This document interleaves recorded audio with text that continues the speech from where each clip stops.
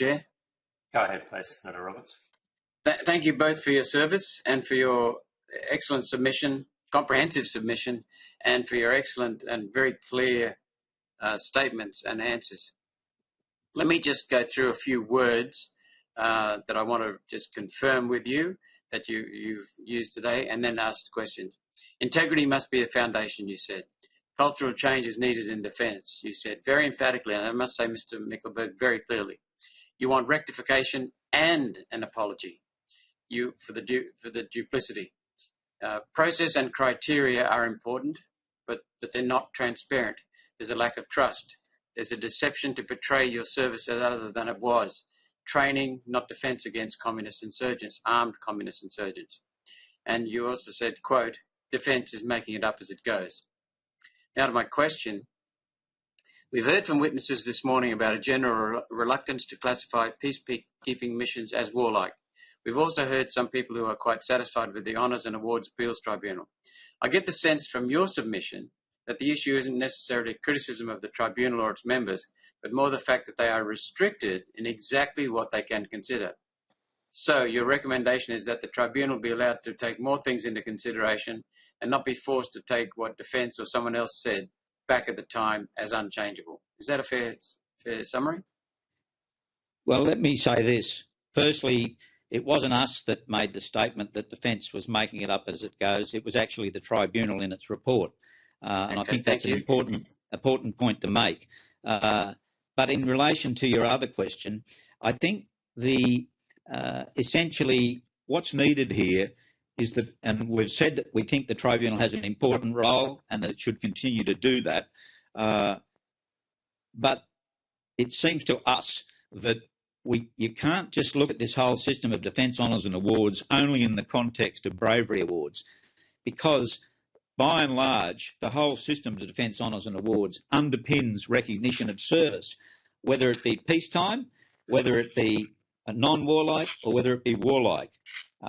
Compounding the whole approach that is taken by defence and which affects serving and ex-serving members is that, for whatever reason, defence continues to change the goalposts.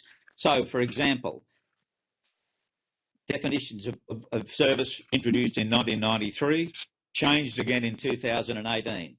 The rationale for that, unclear. But what it does do is it makes for a very confusing environment for defence itself, for the veterans, for families, for the Defence Honours and Awards Appeals Tribunal. I think what's needed here is a root and branch review of how defence classifies service, what is the role of defence relative to the Defence Honours and Awards Appeals Tribunal, what powers should it have, should it be more independent than it currently is, should it have other powers beyond what it's got. We probably don't have time today to address this in the depth that's needed, but I do think there's certainly a need for a review of how defence goes about classifying service and the role that the tribunal has to play relative to what defence does or doesn't do. Thank you. Do you have anything to add, Mr. Arthur? No, thank you very much for the opportunity to represent the veterans. Thank you. We've heard evidence repeatedly in this inquiry of senior brass in the Afghanistan conflict receiving medals for being in warlike service, sometimes even medals for being in action, while they spent the majority of their time in air-conditioned luxury thousands of kilometres away from the area of operations. Does that discrepancy with the reluctance to classify these missions as warlike cause angst in your experience? I guess I'm really asking whether there's a perception of a two-tier system when it comes to awards, and if so, the ramifications on trust. Look, Senator, I spent most of my career in what we term the long peace. So our government had been severely burnt by being involved in Vietnam, and most of my career, unfortunately, was spent training people for war. And so I spent a lot of time training people for that eventually ended up in East Timor and Afghanistan and Iraq.